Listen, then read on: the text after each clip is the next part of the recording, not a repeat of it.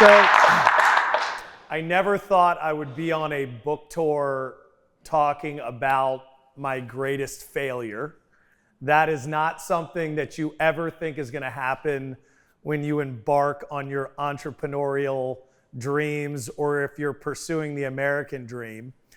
But I was on one of the most unbelievable journeys that you could ever be on. And spoiler alert, it didn't work as I thought it was going to work towards the end, but that's actually why I wrote the book. And so when I was in college, I was exposed to wealth for the first time. I'm a public school boy. My dad's in nonprofit work. My mom was a stay-at-home mom. And I went to college to play lacrosse. And so I went to Washington College on the Eastern Shore, and I experienced rich people for the first time. And I was so curious. How did these people figure this frickin' enigma out? I must figure it out. So I started interviewing all the dads.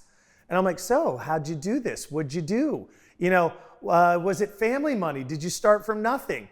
And so I was always curious on this concept of being successful. I didn't know what that meant at the time, but I knew I was very interested in whatever life they were living that I didn't know anything about. And so I got out of college, and my first job, horrible. And I'm like, well, this is not what I thought was going to be happening. Second job, almost as bad. And so I'm like, I got to find a rhythm here. But then I also started getting really worried that I was going to be a complete failure. And so my greatest fear is the fear of failure, which in reality is not actually, it's not fear of failure. It is the fear of shame from failure, which I later found out. And so I was so hell-bent on being successful, I was like, I just need to prove to myself that I can do something. And so I started selling insurance. And I'm cold calling over top of a bodega looking over a cemetery. And I'm not kidding you. They handed me a phone book, gave me a phone, and I got a $20,000 draw. A draw is you owe it back. So I didn't even have a salary. I owed them $20,000. And I was like, I have to make this work.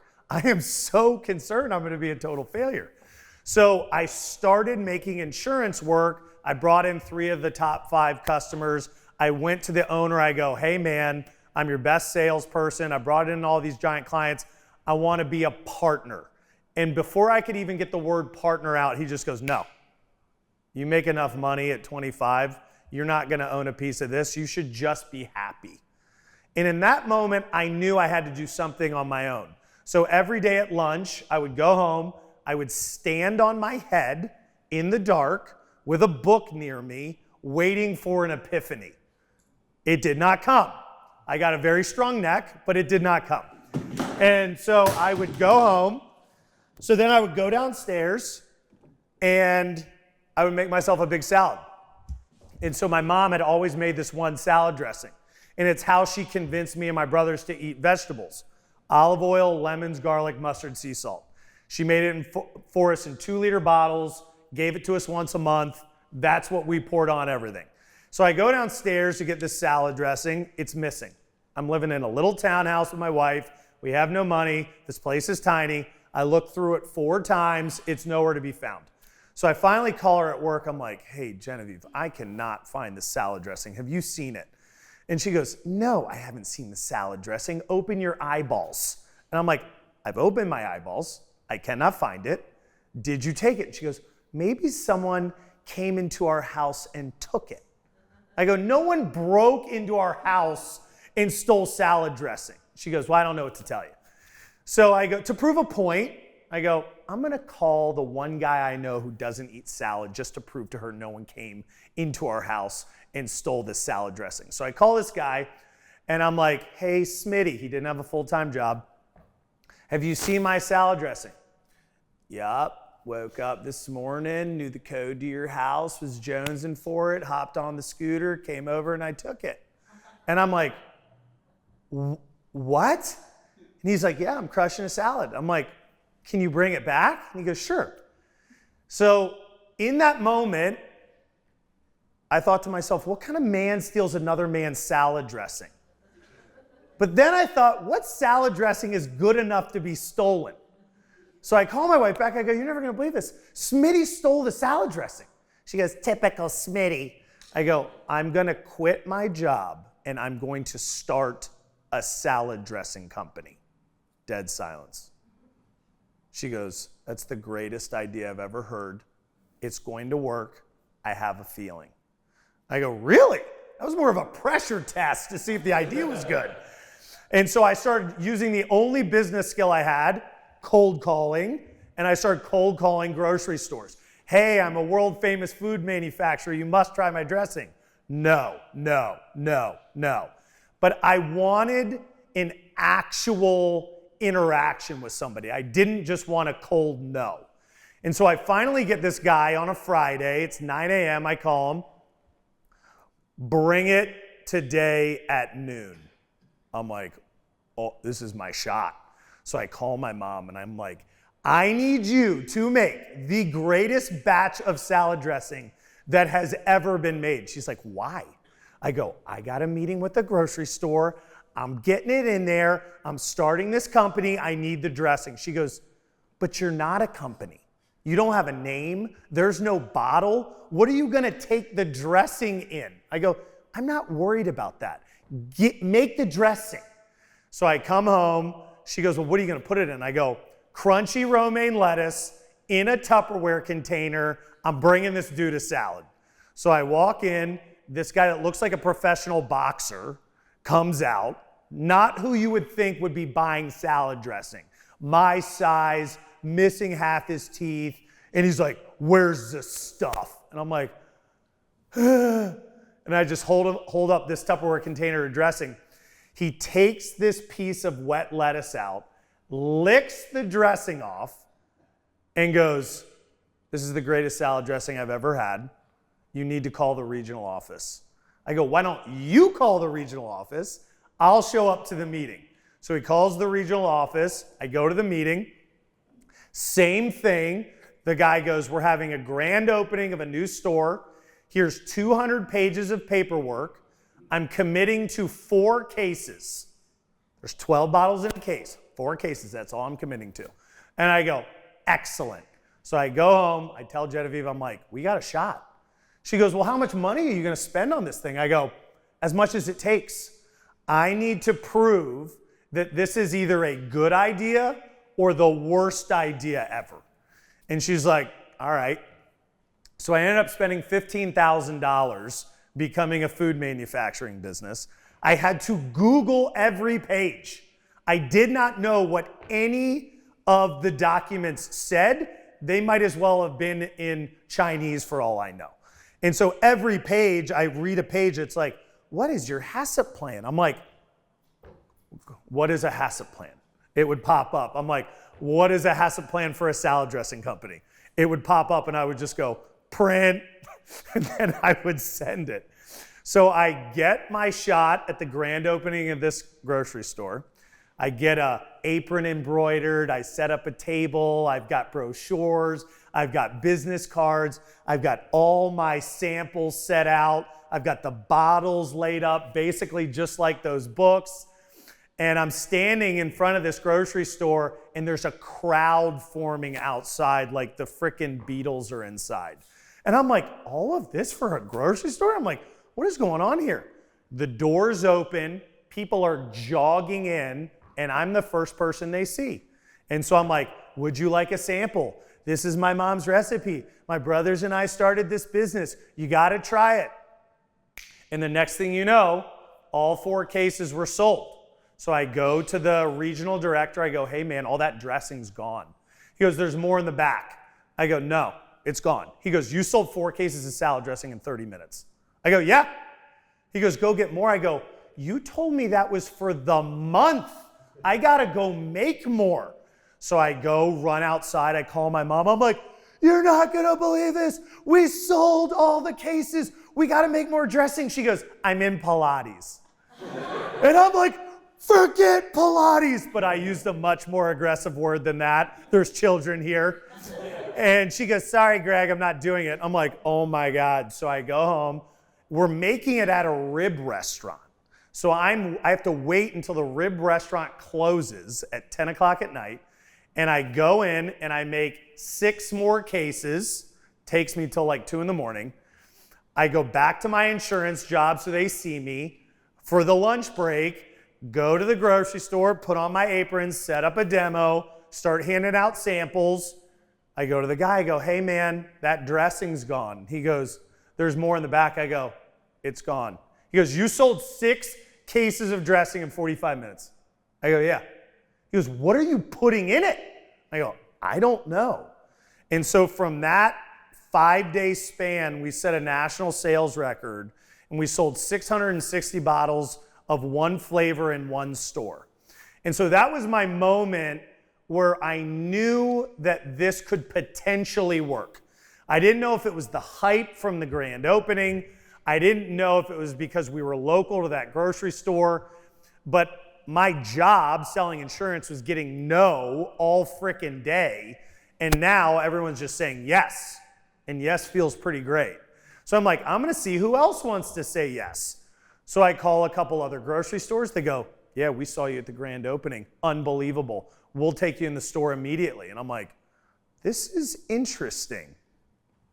So we take that momentum and we go from 3 stores to 10 stores to 25 stores. We're making it at different certified kitchens all over town. We got it in storage units. We're delivering it to grocery stores in our car. We're setting up demos in every grocery store Friday, Saturday, Sunday, Monday. And over time, we go from 30 stores to 300 stores to 3,000 stores to eventually 30,000 stores. And so then people start writing about us and we get nominated for Inc. Magazine's 35 Under 35. And at this point, we're making headway. We're the leaders of the clean eating movement. We're a part of every food trend that's happening. And we're kind of a purple cow, if you will, because it's 3 professional lacrosse playing brothers selling salad dressing, and nobody really knows what's going on here. And so if you're on the 35 Under 35 list, then there's an Entrepreneur of the Year award. And all of your customers and readers of Inc. Magazine basically vote. And so we're going into the evening and it's like a 3-way tie between us, some like AI company, and a vegan mayo company.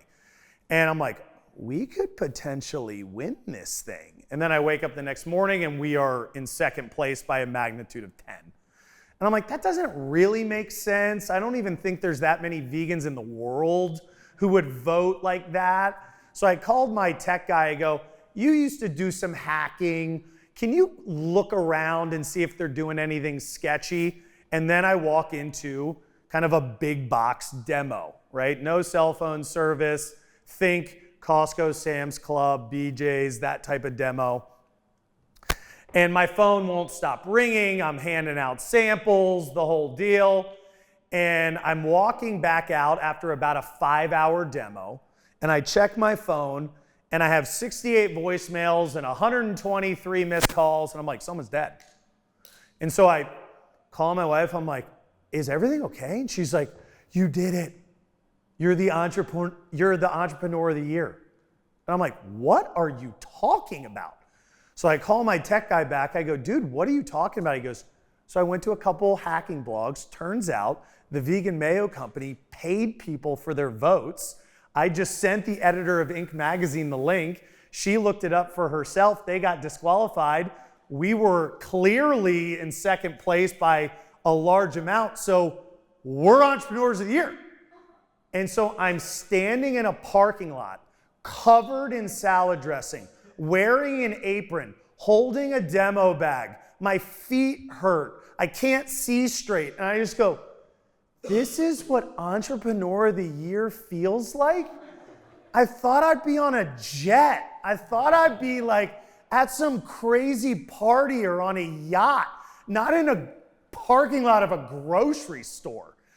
And so as that journey continued, we kept growing and everything kept going really well. And then COVID happened, but we owned our own manufacturing plants. And so nothing really happened to us per se, but I didn't understand that there were rumblings going on with our investor group that they wanted to get out of the business because there was so much uncertainty in the world. So then the supply chain crisis started, and they go, we need to get out. And I'm like, well, I don't really think this is a good time to do it. But then these investor groups started fighting each other. Everybody had a different perspective of where this business should go. Should we raise money and take it to $1 billion valuation? Should we sell it for a large amount? Should we do some type of hybrid option there? And these investor groups, self-made billionaires, they're just suing people, right? Left and right. So we now have to hire a professional negotiator, put them on the board to have an independent analysis of what's best for our 53 shareholder groups, not people, groups. And so what they came to was, we need to sell the business. I didn't really feel like it was a good time to do that, but we interviewed a bunch of investment banks and they selected the one that they wanted and they valued the business between $300 and $500 million. So I go, that's a lot of money, not a bad way to kind of end the journey. I don't think it's a good time to do it, but you know, that check would be very large in my bank account. And then the whole process of the money raise felt wrong. There was just like an alarm in my gut. Everything was wrong. The people were wrong. The presentation was wrong. The reaction from the kind of investors and potential strategics was wrong. I had been turning down sale offers for 10 years. And so the reaction just didn't feel right. So we had a deadline. Deadline happens. And basically they come back and it's nowhere near what it should be. So instead of having a unified front, everybody goes, we're going after this brand for ourselves. Because now they have an understanding of what the value can be. So the next thing I know, we are in World War III of lawsuits, right? 3 different groups, lawyered up with the best law firms on the planet, and just unleashed holy hell. And so for 2 years, I was in the most stressful state I had ever been in and probably ever will be again. And we're spending $350,000 a month on lawyers. Our entire executive team is completely distracted because we're getting interviewed by all these different lawyers for all these different random suits that people are making up. They're feeding it to the press. There's negative articles about us everywhere. My family's well, my kids didn't know, you know, they never had a bad day, but my wife was very stressed about it. And so the only thing we could do was restructure the business, hoping that we actually didn't have to. But it turned out we did. And so in that process, one of the groups was an expert in restructuring, so they basically ruined the entire thing so that we couldn't even sell it through that process. They just wanted to maximize what they were going to get out of the process. They didn't care what happened with anybody else. So if you fast forward to 2 years ago, I'm sitting in a conference room and we're handing this business over to some random private equity group for $4.5 million. And I'm sitting there thinking to myself, how did I get here? This doesn't make any sense. And so then I started writing down everything that went right, everything that went wrong. And I hired a performance coach to help me think through where I should be spending my time, because surprisingly, we were getting flooded with demand for us to come help other people scale their businesses because of what we had been able to accomplish with no background in salad dressing. And so I'm talking to this performance coach, and he's kind of a very elite dude, New York City, all the pro sports teams, all the hedge fund managers. Bon Jovi's one of his clients. And he goes, are these stories you're telling me real? I'm like, yeah. And he goes, you need to write a book. I'm like, I'm not interested in writing a book about the epic dumpster fire of my life's work. And he goes, dude, I spend 99% of my time trying to convince people to not write books because they're not interesting and they don't have anything to say, and it's just an ego play. You can help people with this story. And initially I go, no, I'm not doing it. But then I have a morning routine. I wake up every morning at 4 and I write. Usually it's in a journal. He then put a seed in my brain and I started typing. And the next thing I know, I had 350 pages written, the entire story. And it wasn't still going to be a book. At a minimum, I was just going to show my kids, like, hey, if you ever want to know how we left that tiny townhouse and now live on this giant farm, this is how we did it. And so I gave to the performance coach, I go, hey, dude, if you ever want context into what I've actually been through, here you go. So he reads it and goes, you got to find an editor. This is a book. You must make this book. I go, I'll reach out to a couple people, and if this naturally flows, then it will. But I'm tired of white knuckle gripping it. I'm tired of swimming upstream. I want to start going with the current. So I found this great editor. She's amazing. She's very aggressive. I call her, I go, hey, someone said you're really great. She used to be a USA Today business reporter. And she goes, I don't take on many people. Send me what you have. I most likely will not be working with you. I'll call you on Monday to let you know the answer. I'm like, okay. So on Monday, she calls me and she said, so I thought I was going to read 2 pages and tell you literally to never call me ever again. I'm 60 pages in. This is the most insane story I've ever read. Let's turn this thing into a book. So that is how the book came to fruition. The reason I move forward with it is because I have a bunch of different business philosophies I live by. 2 of the major pillars are lead by example, leave things better than when you found them. And so I looked at that journey of what I was able to accomplish, which was the actual pursuit of the American dream.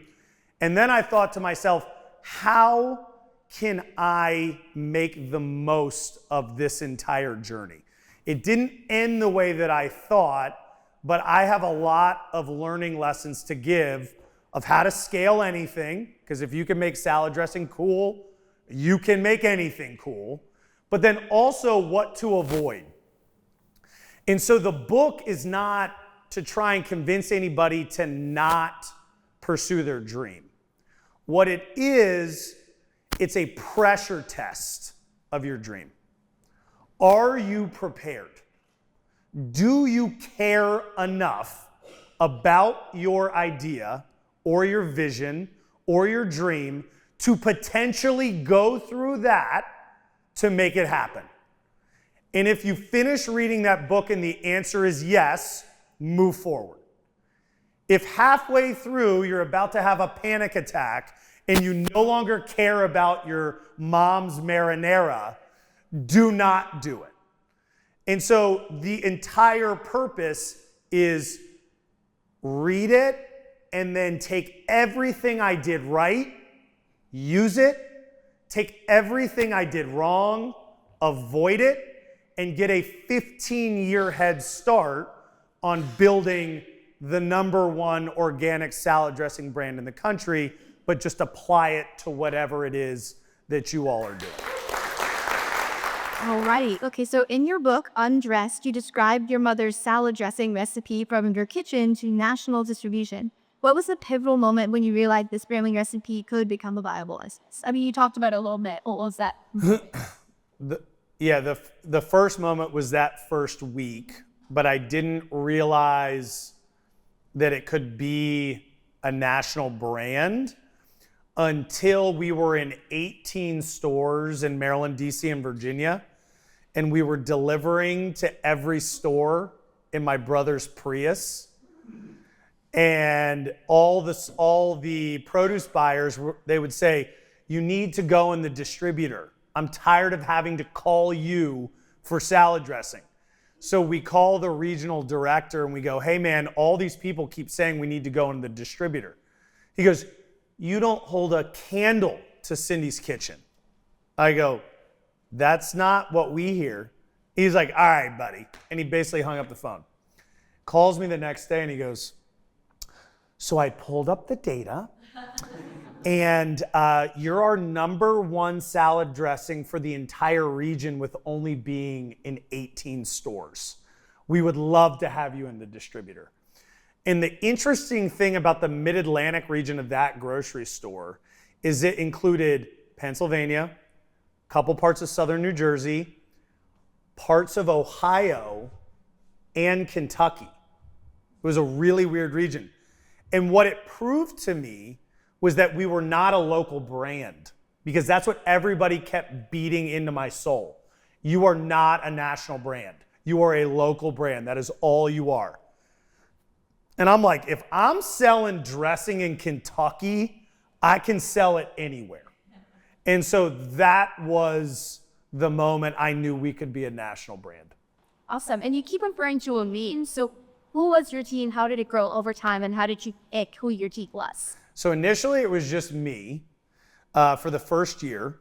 And then about a year in, I was selling insurance, playing professional lacrosse, coaching a lacrosse team, and making salad dressing at night. And I actually had this really interesting meeting because I was still interviewing CEOs. So I took this giant real estate developer out to breakfast. And I'm asking him, how did he become so successful? And he's telling me. He goes, so what are you doing? I'm like, playing professional lacrosse. He's like, man, I don't care.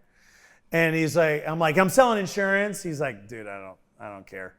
And I'm like, and then I got this like random little salad dressing thing. And he's like, what? Tell me about it. I tell him about it. He goes, if I could do it all over again, that's what I would do. I would build a product that my kids could see and hold, taste, smell, whatever.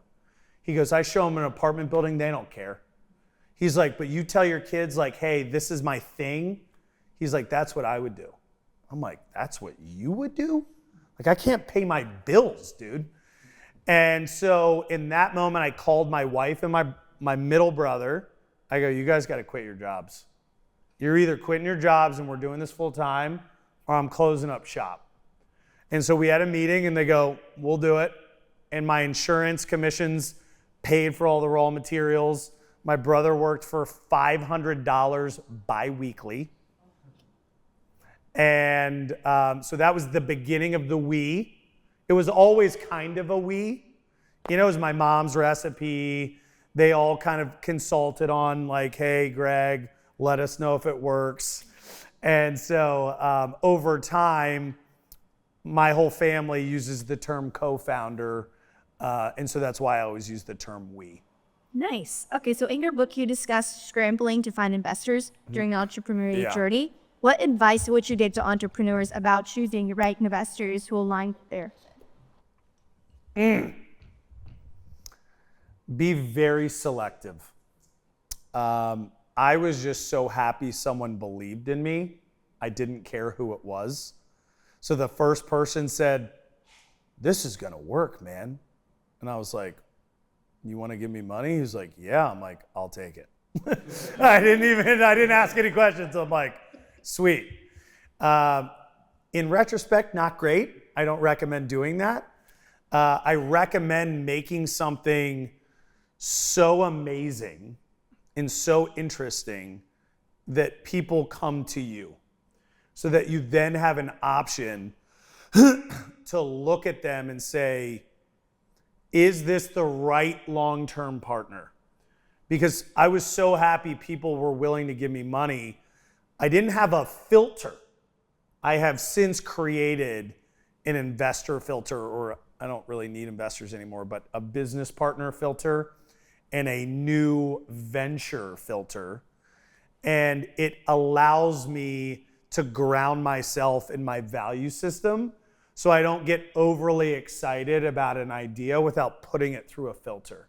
So I would say take your value system, create a filter for yourself, And then anytime someone comes to you with a new idea, a new product, a board seat, an investor, run it through this filter so that you can ground yourself in reality, so that you can then, at a minimum, say, well, they made it through the filter. I did some diligence there. So that's how I did it. Awesome. Okay, so you are someone who actively is committed to mentoring young leaders and entrepreneurs. What good qualities do you believe are most important for success in today's business environment? You got to believe in yourself, one. I mean, that sounds cliche, but no one else is going to believe in you. My mom the whole time was like, you should have been a lawyer. My wife believed in me. That was probably it. Believing in yourself and your vision, number one, for sure. Number two, you have to be stubborn. Everybody has an opinion. It doesn't mean it's right. So you need to be stubborn in the sense where, at a minimum, you question the advice you're getting and you make them prove it right to yourself. So I would say being stubborn is very, very important. And then just being able to grind. I have a quote in my gym. It's a Latin phrase, fortitudine vincimus, by endurance we conquer. If you can outlast people, they will quit, straight up. And so being able to endure and metabolize that pain and suffering and turn it into fuel, I think is so important. That's awesome. So you said you have to believe in yourself and also believe in your product. How do you believe in yourself and believe in your product for you to have doubts about logistics or you had a moment of doubt? One, strategic improvisation. You're not going to have all the answers at all. You're going to have doubts about everything because you literally don't know everything. And so the one thing that I think I was always confident in was I can find the answer, or I can find a person that can help me with the answer. And that, at a minimum, will allow me to take the first step to getting to my goal. Because I think in reality, every day you're full of doubts, right? Like, is it gonna rain? I don't know. Nobody knows anything. They just found those towers under the pyramid. I mean, what are we even talking about these days? Yeah. So many entrepreneurs believe that they need a completely original idea. That you took an existing concept with your mother's recipe and successfully commercialized it. What advice would you give to entrepreneurs who are worried that their ideas aren't innovative enough? Don't worry about it. I think the interesting thing about salad dressing was I always wanted to prove that like a regular person could take a regular thing and make it great. And I think too often we try and get too original and too unique. And Mo, my guy over here, we went to middle school and high school together. He is an artistic genius, but in doing that, he wants the most unique, original thing in the world. So I'll send him an idea and he's like, he wants to invent new Pantones and new fonts and new designs that have never been experienced before. And I'm like, that's cool, dude. Let's just slightly tweak this thing. And so over time, we've become a really great team because he'll bring a lot of great original thought to me just wanting slight improvement. And I think that's a really great example for entrepreneurs. You don't need to have the next AI algorithm. A great example, through our brand accelerator, we created this Porta-John brand. Porta-Johns. These are plastic containers that exist. People go to the bathroom in. I thought, could we make an amazing brand with really fun marketing and create the first national Porta-John brand and then also have products like wipes and stuff like that? And we're smashing it. So it's like, yeah, you can come up with something original. I hope you do. Or you can just make dumb stuff cool. Salad dressing, dumb. Porta Johns, dumb. We made them cool. There you go. Awesome. How do you balance the demands of running a business and with other aspects of your life, such as your family or personal well-being? What a great question. It's all that I am. So I created, what is my perfect day? And then my perfect day is very, very simple. Wake up early, write, meditate, read something of substance, jump in an ice bath, sauna, wake my kids up, have breakfast, get them off to school, work out, work towards something of purpose, right? Whatever it is, could be anything. Have dinner with my family, watch the sunset, go to bed early, kiss everybody goodbye. That is kind of the foundational understanding of who I am. So not much interrupts that. And if it does, it needs to be important and it is analyzed. So I'm the king of no. So you go, hey, Greg, you want to go to a happy hour? No. You want to join a fantasy football league? No. Do you want to go be in my kickball league? No. These are the things I do. I don't really do much outside of that. And so then that allows me to focus on what matters most, which are the 4 things money can't buy: time, your soul, your health, and your children's love. Those are my metrics. If I can win at those. Now, when I was young, those were not my metrics. I had to reach rock bottom to really understand that the other, however many I had, were distracting me or taking me away from these pillars that really mattered. Awesome. Okay, this is my last question before I open it up to others, but what advice would you give to others who are considering entrepreneurship but are unsure where to start? What's the best piece of advice that you ever received?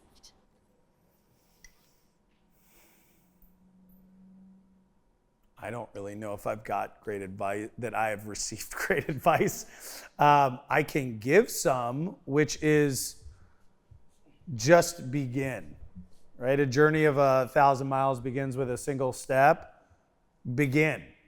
See if it works. Prove yourself right or prove yourself wrong, but begin. Because I think in the process of action, action creates more action. That turns into momentum. Momentum turns into a life force. And then a life force can't be stopped. But you must begin. And that's where most people never do. My idea is not original. My mom thinks I should be a lawyer. I think the market is too saturated. Blah, blah, blah, blah, blah. You know, what's the worst that can happen? You fail? Okay. Moving on. You learned a lot. That's what I got. What was your worst advice? Oh, man. It all had to do with trusting people. The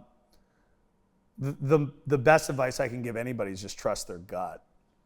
Because anytime my gut was telling me something, other people and even my brain would try and rationalize it. Then your heart wants what's best. You know, the American dream, I can still go get it. This guy's not as bad as my gut is telling me. I can make this whole thing work. So trusting the wrong people. If you look back on my journey, that wasn't really advice, but it was nudging. No, this guy's a good guy. This is a good investment partner. This is this is that. And it ended up being horrible. But I learned a lot. I'm still alive. I'm here for you.